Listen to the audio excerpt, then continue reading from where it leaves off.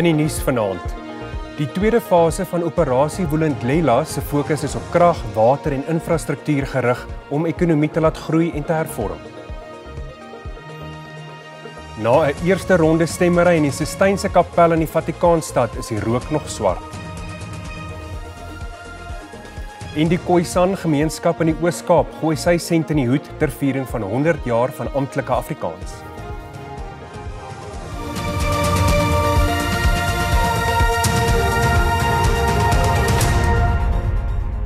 Goeienaand en baie welkom by die nuus in Afrikaans. President Cyril Ramaphosa het fase 2 van operasie Vulindlela van stapel gestuur wat moet kyk na verskeie hervormingsmoontlikhede en inklusiewe ekonomiese groei. Sektore soos krag, water, infrastruktuur en telekommunikasie sal onder die loep kom. Die presidentsie en die nasionale tesourie het in 2020 operasie Vulindlela op die been gebring wat strukturele hervormings moet bespoedig.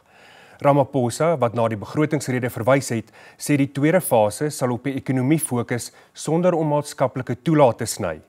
Die DA het tydens van sy onderhandelings oor die begroting gevra dat een van sy adjunkministers mede-voorsitterskap van operasie Vulindlela neem. Operasie Vulindlela het ten doel om bottelnekke in die regering te voorkom wat ekonomiese groei belemmer. Die regering is die afgelope paar jaar wyd gekritiseer oor mislukte dienslewering wat buitelandse beleggingsmoontlikhede belemmer.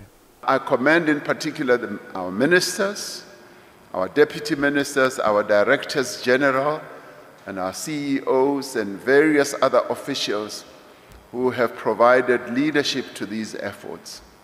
And leadership is what they have provided because it is often difficult for people to strip away this silo mentality and start working together in an integrated manner.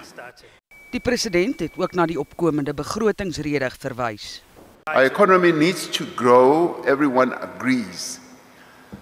In the GNU and outside the GNU. We need to grow much faster to create the jobs that our country needs to achieve the prosperity that we all yearn for.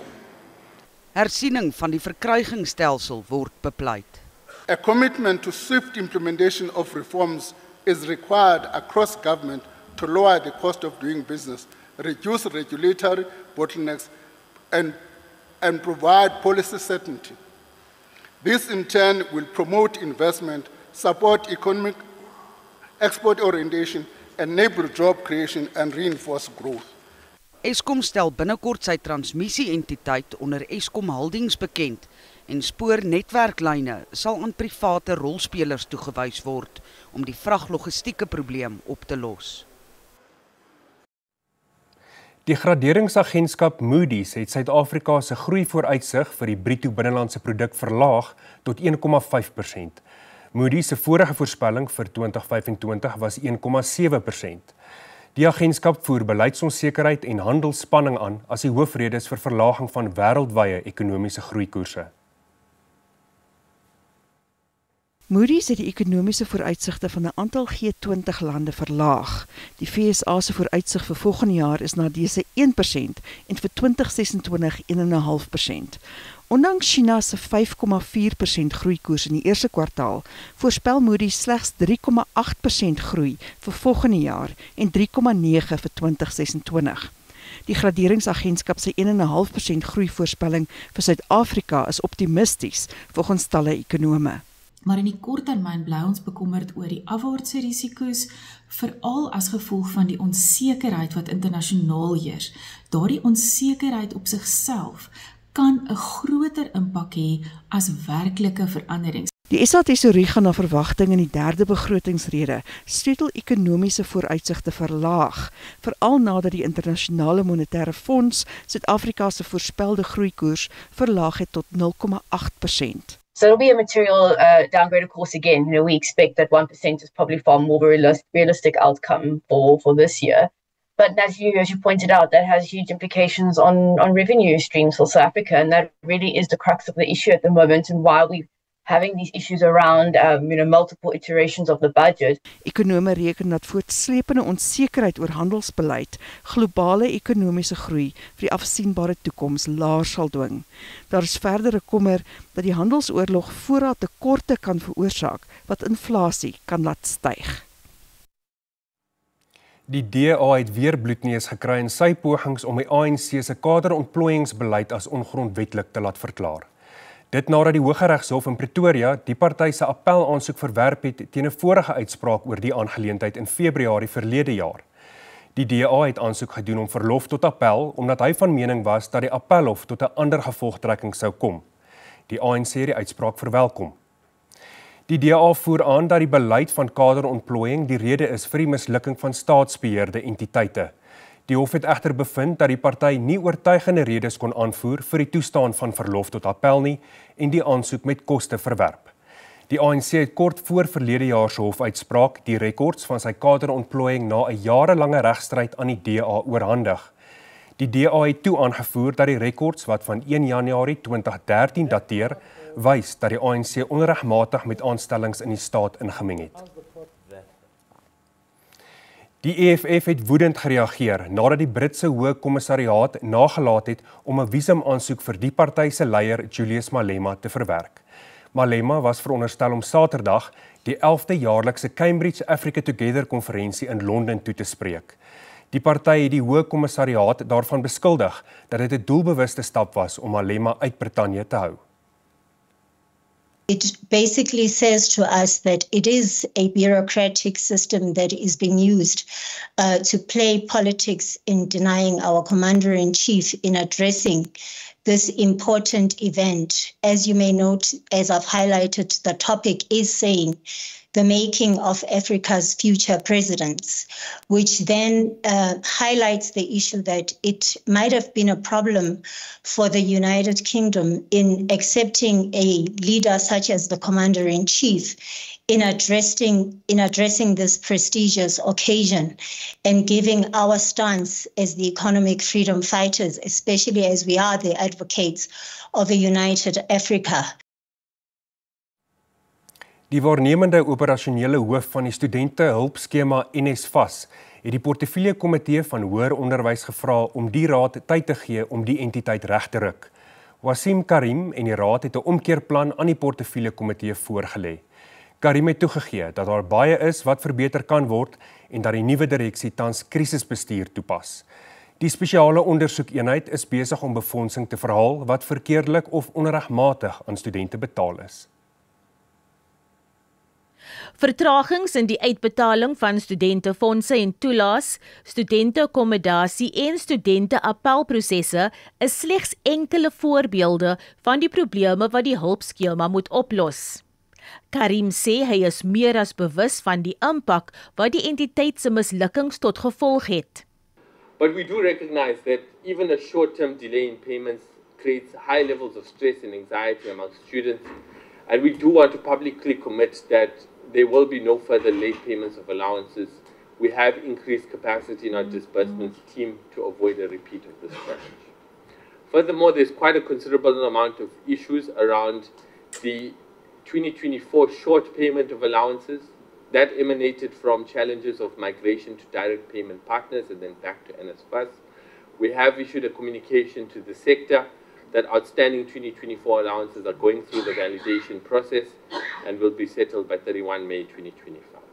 Oor die uitstaande betalings in 2024 het Karim toegegee dat die stelsel foutief was. On the other side, if we pay accommodation providers who are housing students who do not have a valid registration certificate, when the Auditor General comes and presents to this committee and says NSFAS paid for students who do not appear on the database, we are equally held accountable for that.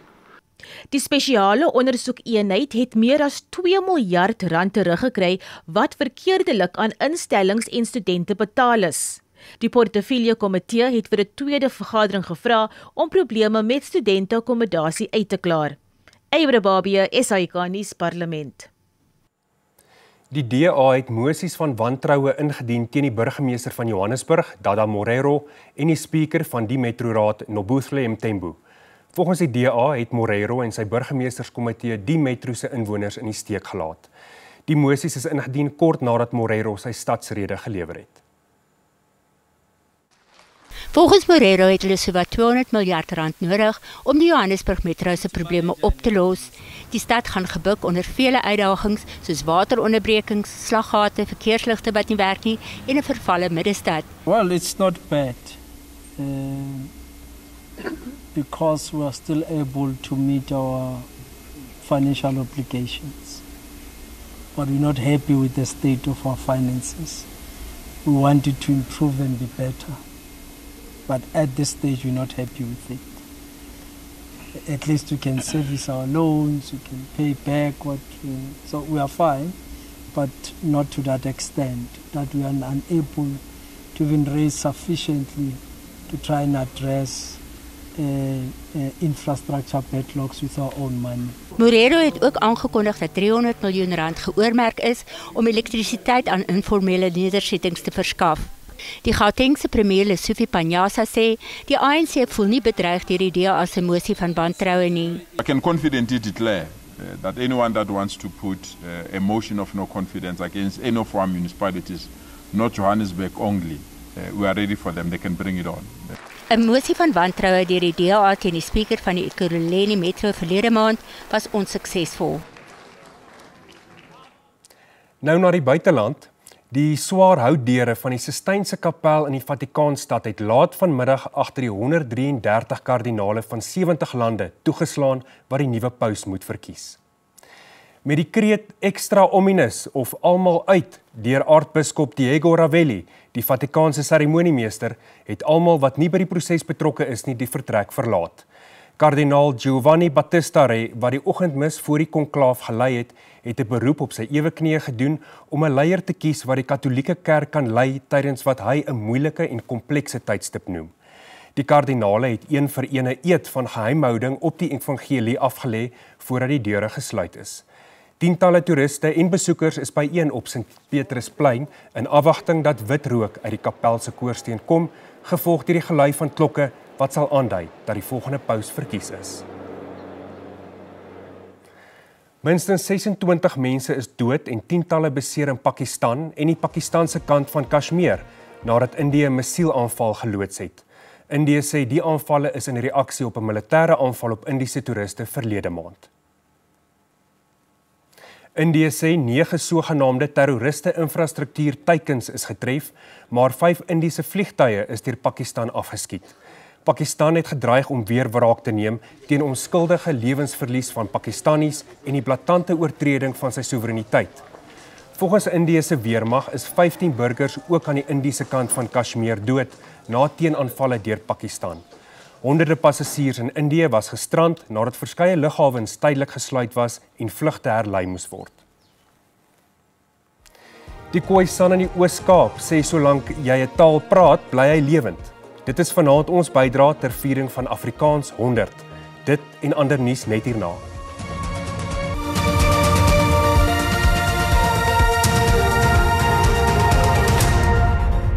Welkom terug. Afrikaans is een van die jongste tale in die wêreld. Sy het egter nou behoorlik uit haar kinderskoene geklim en word môre amptelik 100 jaar oud. Met 'n sterk Nederlandse invloed is dit egter ook verryk deur van die inheemse tale van Suid-Afrika. Dit word wyd gepraat in Suid-Afrika en sy buurland Namibië. Gedurende die apartheidsjare het die meerderheid Suid-Afrikaners Afrikaans verag, maar nou word dit weer omhels as 'n taal van kultuurerfenis en eenheid.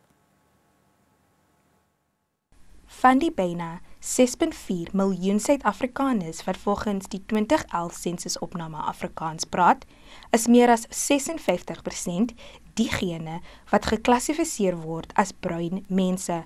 40% is wit, 4% is swart, 0,2% van Indiër-Asiatiese oorsprong en 1% ander.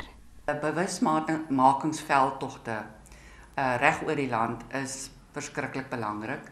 En daar is liggame wat dit wel probeer doen of wat 'n rol speel daarbey, soos die Vriende van Afrikaans, die Afrikaanse Taal en Kultuurvereniging, die Federasie vir Afrikaanse Kultuur.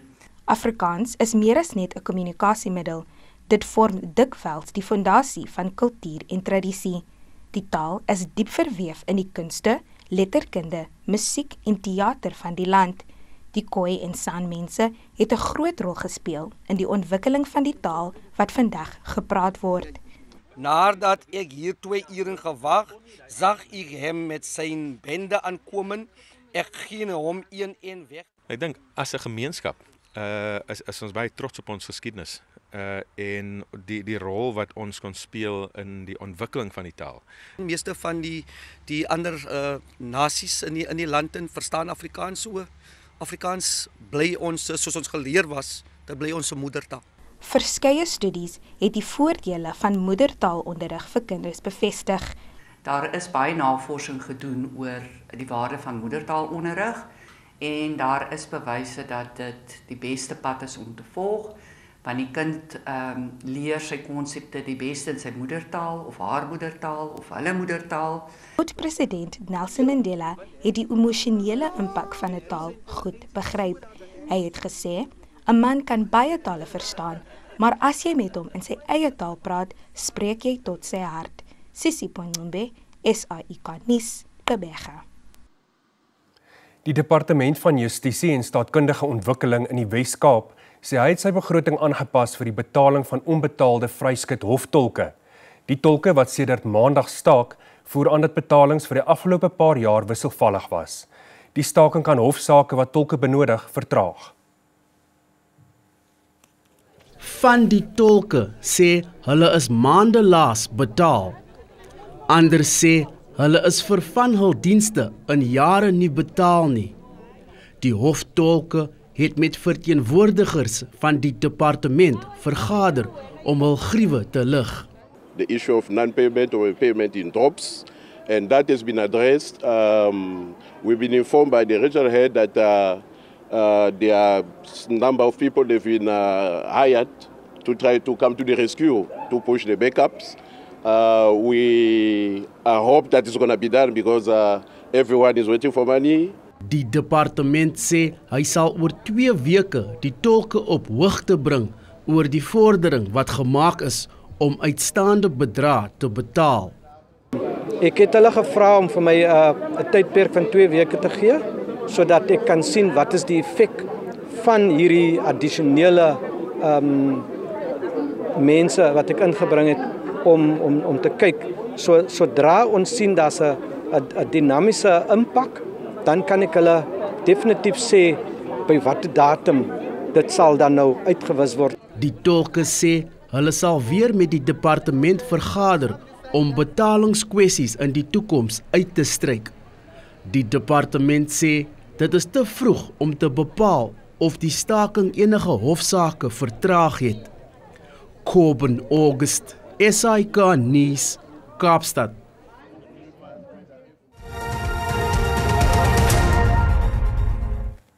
En nou vir die markaanwysers soos om 8 uur vanaand.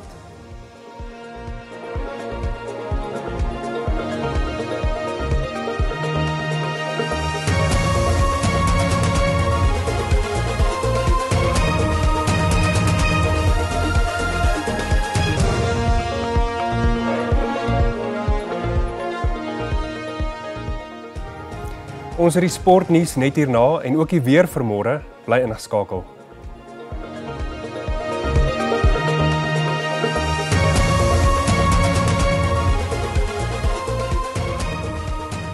Die Afrikaanse redaksie moet groet. Ons het môre aand 'n spesiale insetsel ter viering van die amptelike 100 jaar van Afrikaans. Ons sien jou dan, mooi aand verder, totsiens.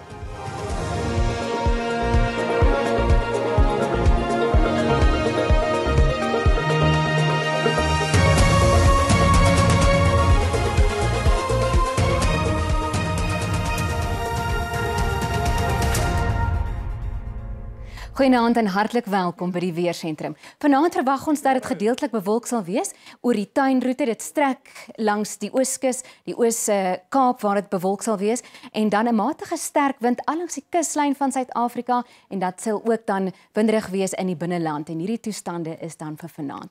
Nou kyk ons na môre en dit is bewolk weer eens langs die Ooskus, 'n 30% kans vir reën langs die Ooskus en dit is in die Oos-Kaap, KwaZulu-Natal, oggendmiskolle in die noorde van Suid-Afrika oor Gauteng, Polokwane en dan ook 'n gedeelte van Mpumalanga en dan ook hier langs die suidkus waar dit die oggendmiskolle sal wees oor Kaapstad en dan winderig langs die kuslyn en dan ook oor die res van Suid-Afrika.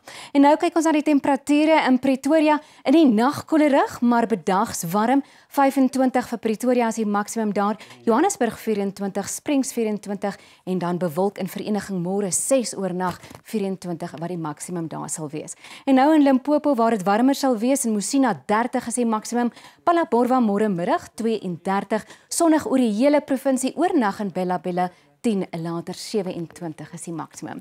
Ons kyk nou na die volgende provinsie in Mpumalanga, oornag ook koelerig, standaard ons 7, later 24 môre middag, en dan sal dit sonnig wees oor die hele provinsie en dit is dan vir môre middag.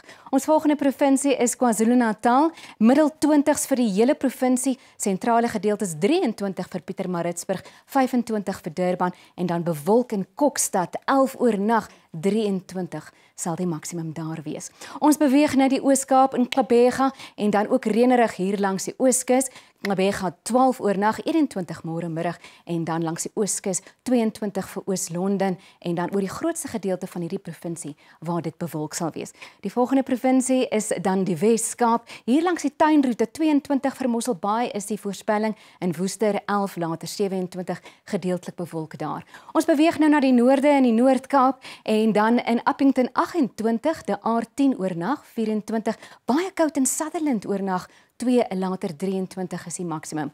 Terug in die binneland en nou is ons in die Vrystaat en môre middag in die middel 20s en 25 vir Welkom, Gariepdam oornag 10 later 24, mooi weer oor die grootste gedeelte van hierdie provinsie en dan die laaste provinsie in ons weervoorspelling is Noordwes en daar kyk ons ook na koelerige temperature oornag, môre middag matig in Klerksdorp 25, Potchefstroom 24 en Taung se maksimum sal 24 wees. Dis al van die weersentrum. Goeienaand.